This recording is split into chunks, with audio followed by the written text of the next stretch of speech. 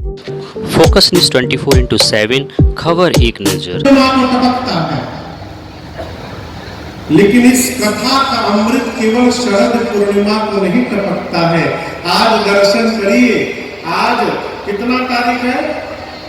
आज 1 सितंबर है, सन 2023, दिन है शुक्रवार। 1 सितंबर को शरद पूर्णिमा नहीं है, लेकिन देखिए आज ये अमृत यहाँ पंडाल में टपक रहा है। ये कथामृत कभी भी टपक सकता है। उस अमृत के लिए आपको 1 वर्ष प्रतीक्षा करनी पड़ेगी, लेकिन भगवान की कथामृत, भगवान इतने दयालु है साहब, इसके लिए 1 वर्ष प्रतीक्षा नहीं करनी पड़ेगी।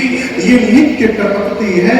जो भी मानस का गान करेगा, मानस को श्रवण करेगा, उसके कान से ये कथामृत सदैव प्रवेश करती जाएगी।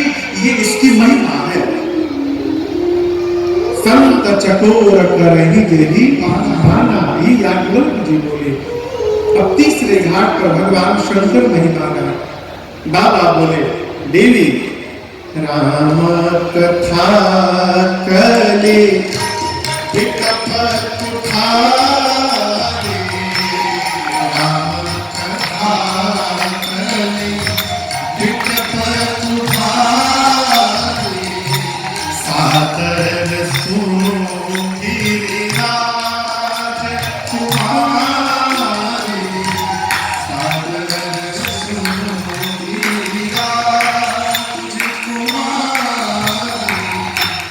राम कथा सुंदर करतारी, राम कथा सुंदर करतारी,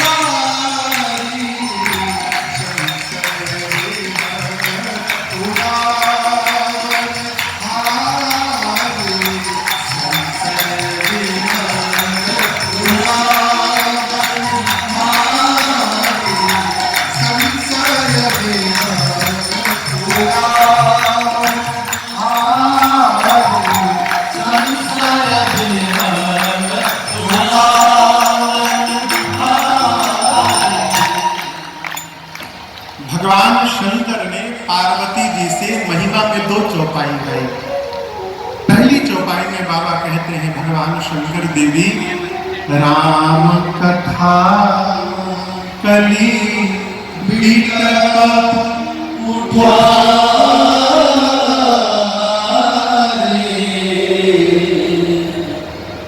कुठारी समझ रहे हैं? कुठारी, यहाँ कुल्हाड़ी, यहाँ क्या बोलते हैं? कुल्हाड़ी। भगवान शंकर कहते हैं, देवी भगवान श्री राम जी की कथा कुल्हाड़ी है। क्या है? कुल्हाड़ी है। कुल्हाड़ी से हम और आप लकड़ी काटते हैं, तो इस कथा रूपी कुल्हाड़ी से कौन सी लकड़ी कटेगी? शंकर जी कहते हैं, कलिकाल में कई वृक्ष जन्म ले चुके हैं, काम का, क्रोध का। कई लोग, भैया एक आदमी हमको मिला, एक आदमी तो मिले हैं, अब उनको मैं जानता हूं, लगभग जब से होश संभाला हूं तब से उनको जानता हूं, देखता हूं। आज तक उनको कभी हंसते हुए नहीं देखा मैंने। जब देखो,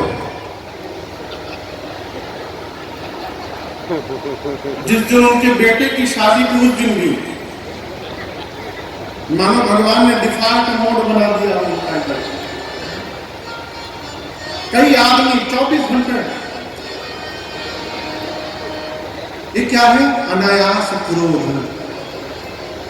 शंकर जी कहते काम, क्रोध, मद, मोह, लोभ और 6वीं बीमारी का नाम है मत्सर। मत्सर यानी ईर्ष्या।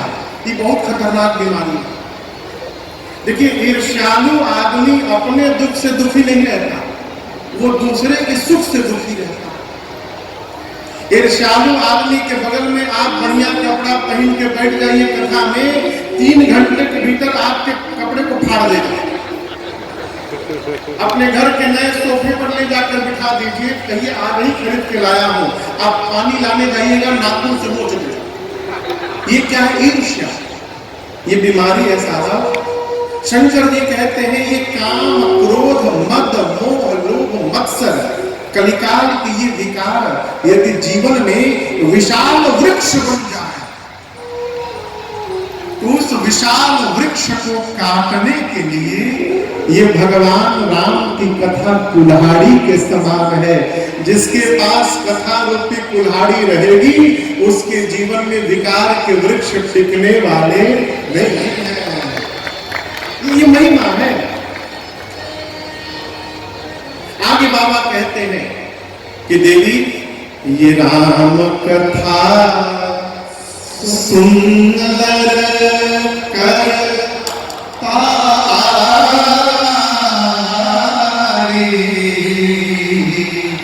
संशय विहर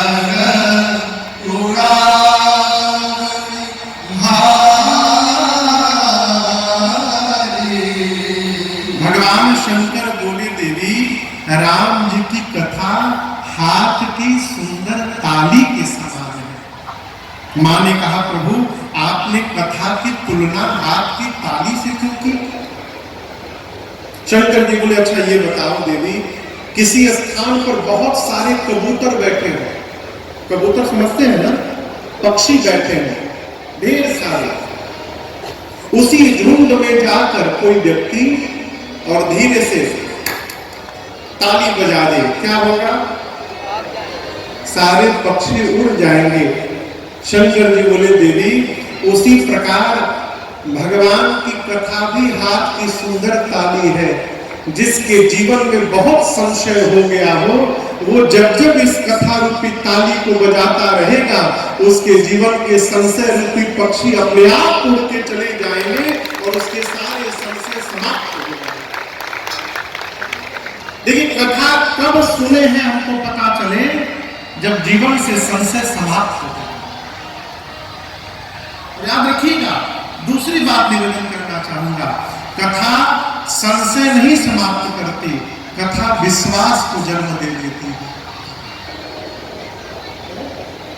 अब जैसे कल्पना करिए ये पांडाल में भगवान न करे ऐसा हो लाइट चले जाए,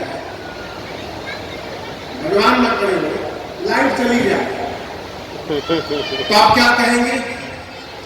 गुड्डू भी आप क्या कहेंगे? लाइट चली जाएगी तो आदमी लोग क्या बोलेंगे?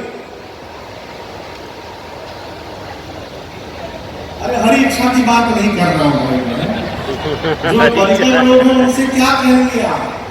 जनरेटर चालू करो, इसका मतलब बिजली जलाओ, कोई भी नहीं कहेगा अंधेरा भगाओ। लाइट चली जाए तो कोई नहीं कहता कि अंधेरा भगाओ प्रकाश लाओ, अंधेरा भगाओ प्रकाश लाओ ना, सब कहते हैं प्रकाश जलाओ। अंधेरे के भगाने की कोई चर्चा नहीं करता। जानते हैं क्यों? प्रकाश के आने के बाद अंधकार को भगाना नहीं पड़ता, प्रकाश के आने के बाद अंधकार स्वतः चला जाता। उसी प्रकार कथा संशय नहीं हटती, कथा विश्वास को जन्म देती है और जब जीवन में विश्वास जन्म ले लेता है तो संशय अपने आप समाप्त हो जाता है। भगवान शंकर बोले संशय का शमन करने के लिए रघुनाथ जी की कथा हाथ की सुंदर ताली के साथ कथा आनंद दिला देती है, वो कथा विश्वास जन्म देती है। कथा बताती है कि जब कोई भी नहीं रहता है उस समय तुम्हारा परमात्मा तुम्हारे साथ रहता है, यही विश्वास जागृत कराती है।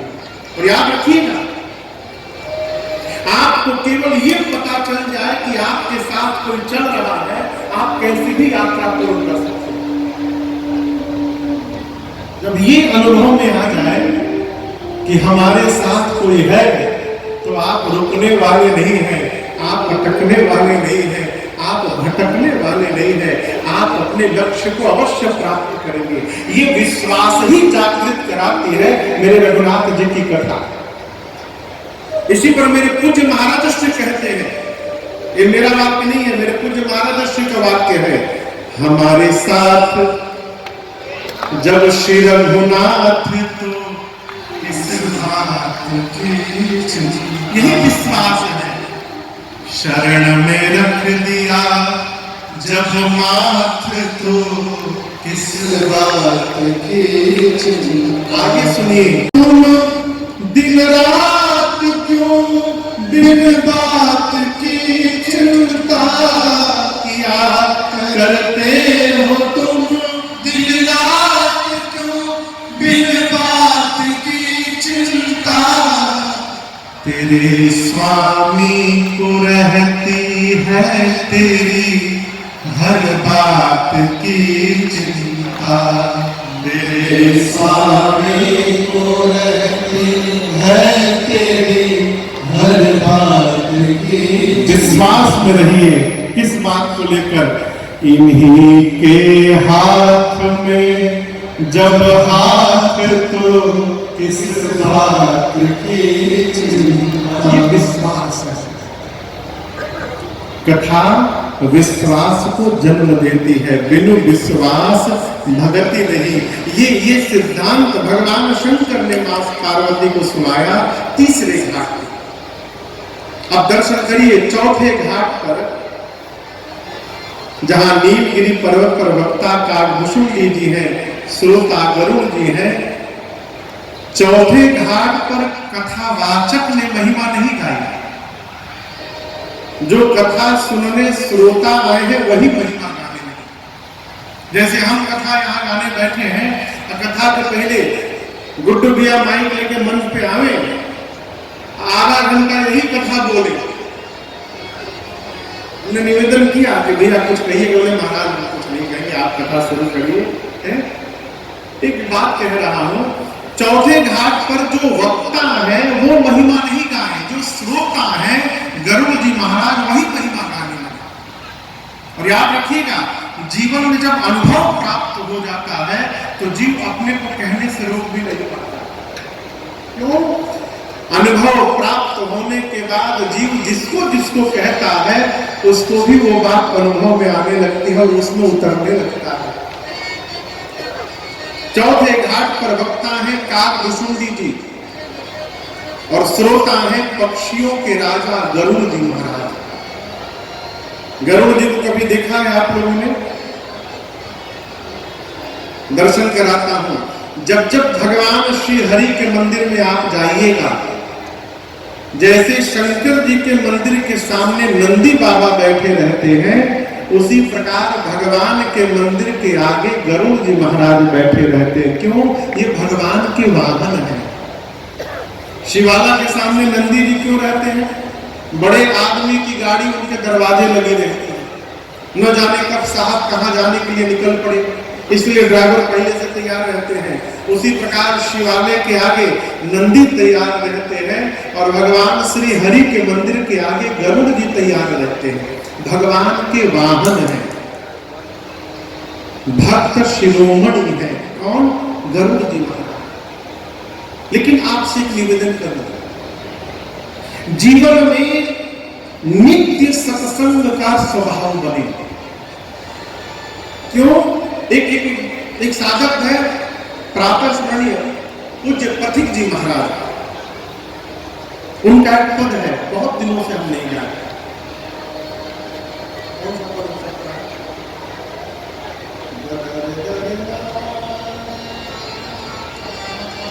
आप श्रवण करिए। कहते हैं पथिक जी, उलझ मत दिल इन बहारों में, बहारों का भरोसा क्या। उलझ मत दिल बहारों में, बहारों का भरोसा क्या।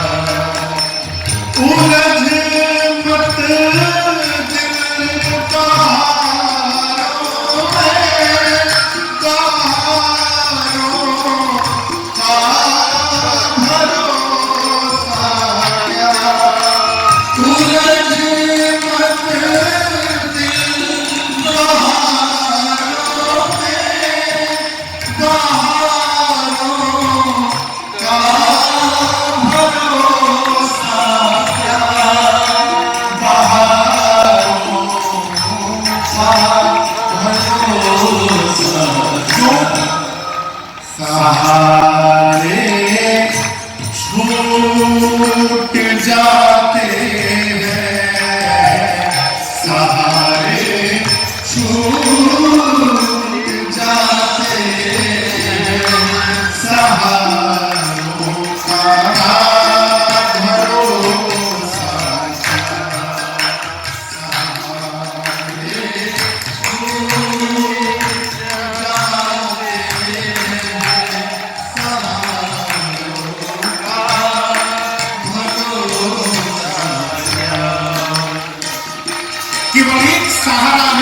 जीवन भर साथ में रहता है। प्राण निकलने के बाद जब पूरा परिवार साथ छोड़ देता है तो वही सहारा साथ में रहता है। जानते क्या है? राम राम सत्य है, भगवान का नाम साथ कहता है। तू संबल राम का लेकर किनारों से किनारा कर, तू संबल राम का लेकर किनारों से किनारे से किनारे होइए, किनारों से किनारा कर, किनारे टूट जाते हैं, किनारे टूट जाते हैं, किनारों का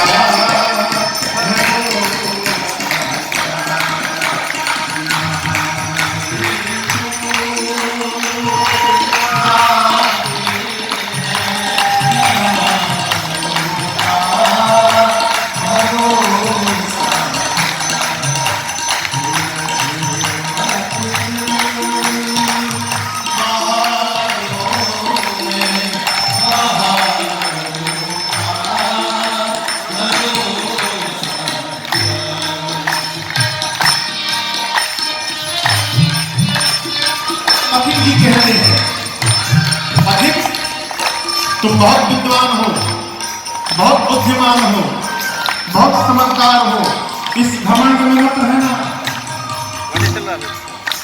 पथिक तो आत्ममंदी पर विचारो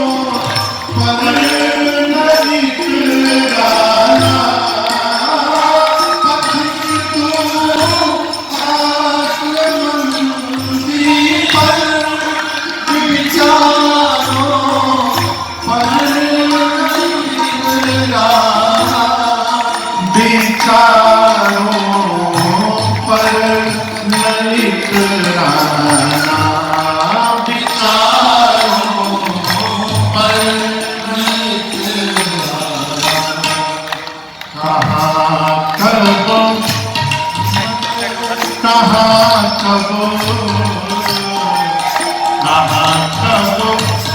मन बिगड़ जाए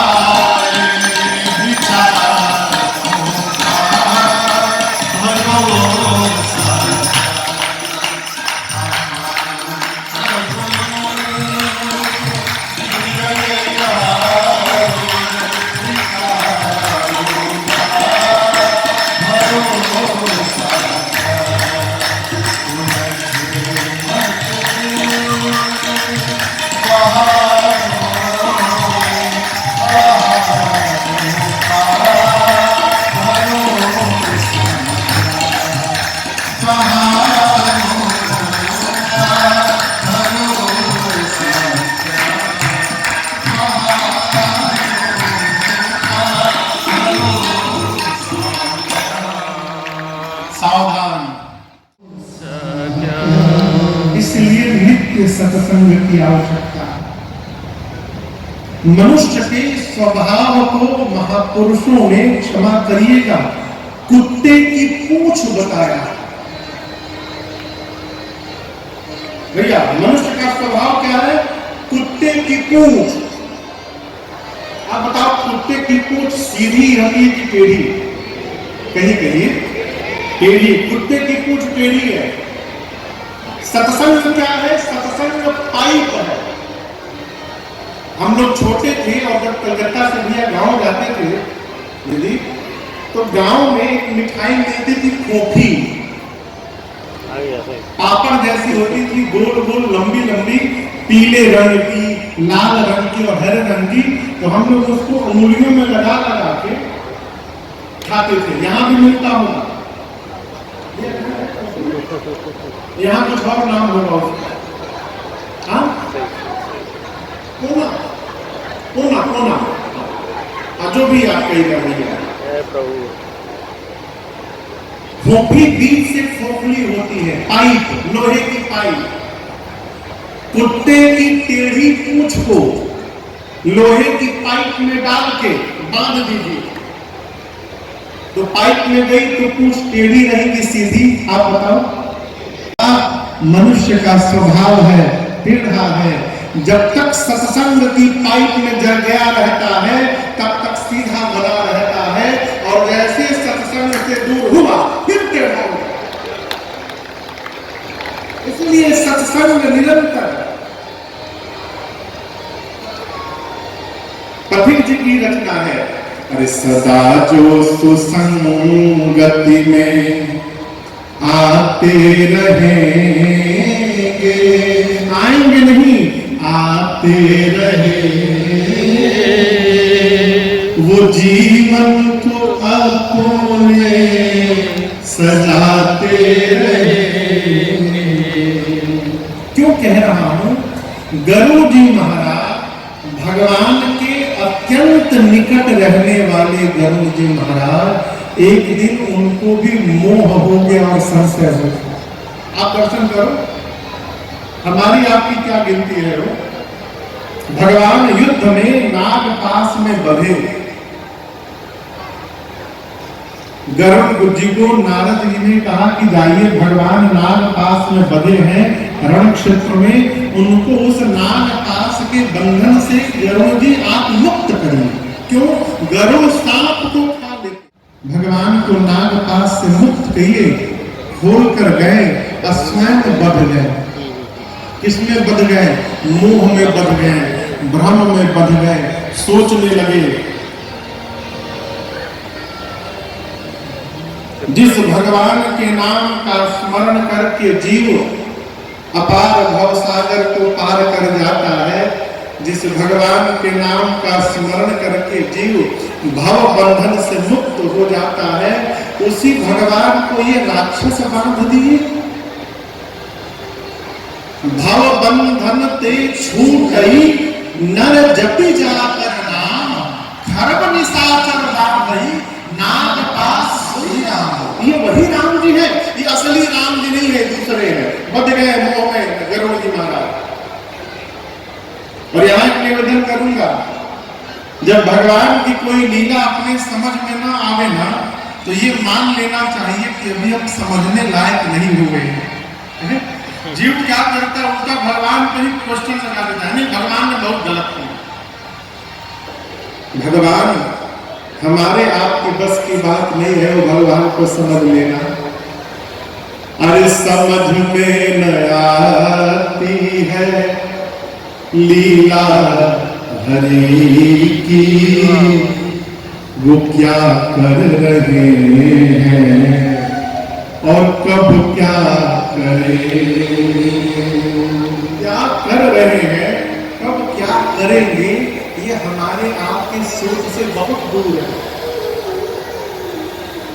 इसलिए परिस्थिति को स्वीकार करने का स्वभाव है। जिंदगी की डोर सौंप हाथ दीनानाथ के, यदि सौंप दिया उसके बाद महलों में राखे चाहे झोपड़ी में बास। आप जानो, आपका काम जाने, हम क्या करेंगे?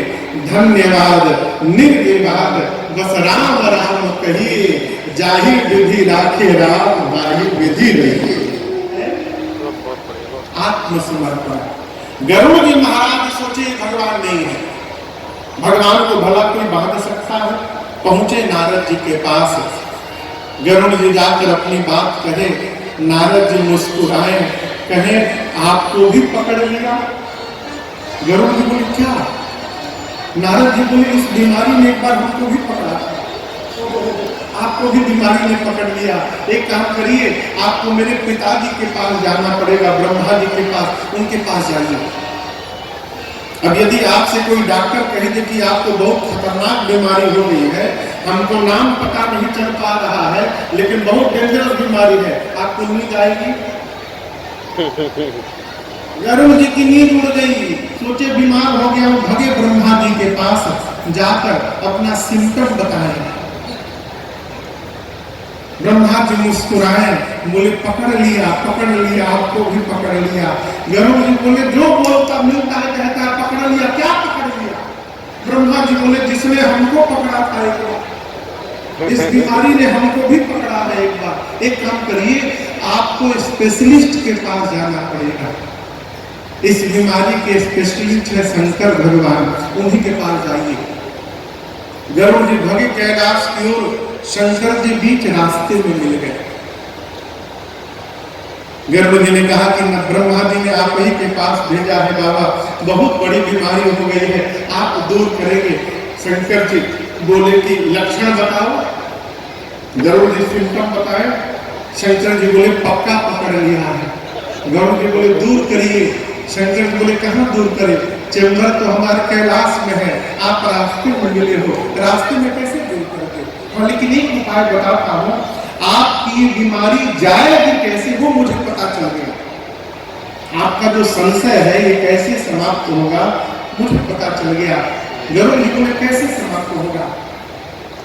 शंकर जी बोले गरुड़ जी तब ही हो सब संशय भंगा, कब जब बहु काल करिया सत्संगा। हे पक्षीराज गरुड़ जी महाराज, आपका संशय तभी समापन की ओर अग्रसर होगा। कब? जब एक दो दिन नहीं, बहुत काल तक आप निरंतर सत्संग करेंगे तो आपका संशय समाप्त हो जाएगा। अब गरुड़ जी बड़े परेशान कि प्रभु इतना लंबा सत्संग कहाँ होता है? शंकर जी बोले एक स्थान है जहां दिन रात केवल भगवान की कथा होती है। ऐसे स्थान पर आपको भेज रहा हूं गरुड़ जी, जहां तजी हरि भजन का जहां भगवान के भजन को छोड़कर दूसरा कोई काम नहीं। कहां? नीलगिरी पर्वत जाइए, वहां कालभूषुंडी जी महाराज मिलेंगे। उनका एक ही काम, 27 कल्प से वहां भगवान की कथा गा रहे हैं। आप जाइए, वहां उनसे कथा सुनिए, आपका संशय भ्रम समाप्त हो जाएगा। पार्वती मैया ने शंकर जी से पूछा, बाबा आप चाहते तो उसी क्षण गरुड़ जी का संशय समाप्त कर सकते थे, आपने क्यों नहीं किया? शंकर जी बोले देवी, भगवान के निकट रहने वाले जीव को संशय यदि हो रहा है तो आप समझिएगा वो संशय हुआ नहीं है, जानबूझकर भगवान ने उसको संशय में डाला है। क्यों? होई की न कबहु अभिमाना, सोई खो गए चाहत कृपा निधाना। अवश्य गरुड़ जी महाराज कभी ना कभी जीवन में अभिमान किए होंगे और आज भगवान इनको संशय भ्रम में डालकर उस अभिमान को समाप्त करना चाहते हैं। इसलिए मैं बीच में विघ्न नहीं करना चाहता था, मैंने उनका संशय दूर नहीं किया। पहला कारण। दूसरा कारण, गरुड़ जी महाराज पक्षी हैं और जिनके पास कथा सुनने के लिए मैंने भेजा है वो काकभूषुंडी जी भी पक्षी हैं। एक पक्षी को पक्षी की भाषा ठीक से समझ में आएगी, इसलिए मैंने नहीं सुनाया, उनको काकभूषुंडी जी के पास। काकभूषुंडी जी के आश्रम की ओर बढ़े गरुड़ जी महाराज और आप दर्शन करिए। अभी काकभूषुंडी जी का दर्शन नहीं हुआ, उनके आश्रम का केवल दर्शन हुआ। कल्पना करिए ये पांडाल आश्रम है, ये पांडाल काकभूषुंडी जी का आश्रम है और इस मंच पर बैठकर काकभूषुंडी जी कथा गाते हैं। शंकर जी बोले कि पांडाल के भीतर जाइएगा, बैठिएगा, कथा सुनिएगा बहुत काल तक, तब संशय समाप्त होगा। गरुड़ जी महाराज आए, पांडाल के भीतर नहीं आए, अभी केवल पांडाल को देखा, यानी आश्रम का दर्शन प्राप्त हुआ और सारा संशय समाप्त हो गया। जिस आश्रम में भगवान की कथा निरंतर उस आश्रम की इतनी महत्ता हो गई, इतनी महिमा हो गई कि उस आश्रम का दर्शन प्राप्त हुआ और कहा गरुड़ जी का सारा भ्रम समाप्त हो गया। मन में सोचे, आश्रम के दर्शन से संशय भ्रम समाप्त हो गया, तो जब भगवान की कथा श्रवण कर लूंगा तो क्या परिवर्तन होगा जीवन में।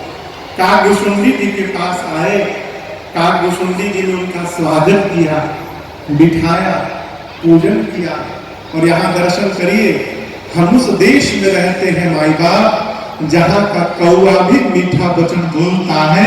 ये भारत की महिमा। भारत वो भूमि है जहाँ कौवा भी आकर यदि भगवान के भजन में लग जाए तो उसकी वाणी में भी मधुरता आ सकती है। हम तो आप मनुष्य हैं साहब, करी पूजा समेत अनुरागा, मधुर वचन तब बोले कागा। काकभूषुंडी जी ने मधुर वचन में कहा, हे राजा जी, हे पक्षीराज गरुड़ जी, आप क्यों आए हैं यहाँ पर? तब गरुड़ जी बोले, सुनहु तात जेहि कारण आया, जेहि कारण आया, सो संभयो रसितो पायो। ये परम पावन तब आश्रम, गयो मोह संशय माया। भ्रम देख परम पावन तब आश्रम, गयो मोह संशय माया। अब श्री राम कथा चितावनी, सदा सुखद प्रभु। अब श्री राम कथा चितावनी, सागर तात सुनावहु मोहि, सागर तात सुनावहु मोहि, सागर तात सुनावहु मोहि, सागर तात सुनावहु मोहि।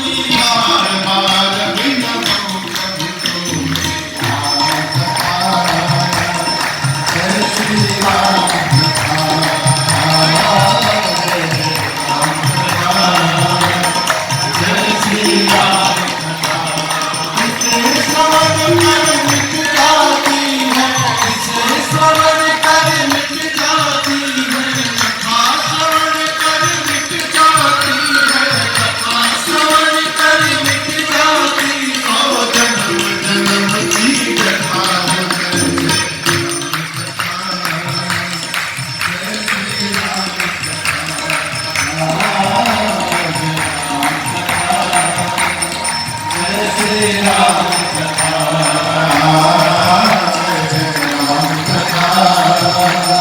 जय श्री राम। जय जय राम कथा।